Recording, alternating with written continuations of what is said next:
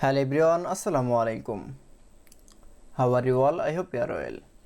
Welcome back to my channel in this new video.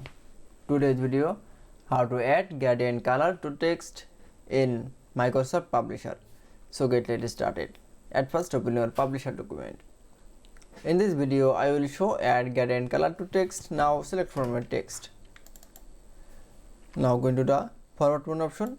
Now click for a text fill option, then click for a fill effect option.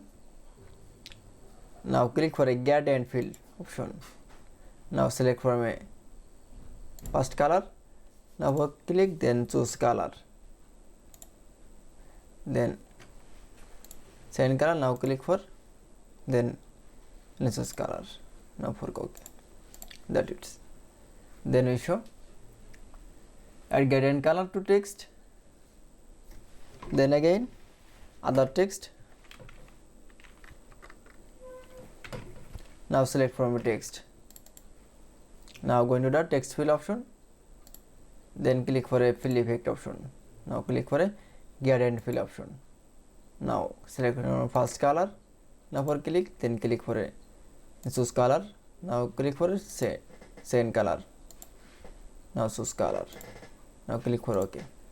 That it's. Now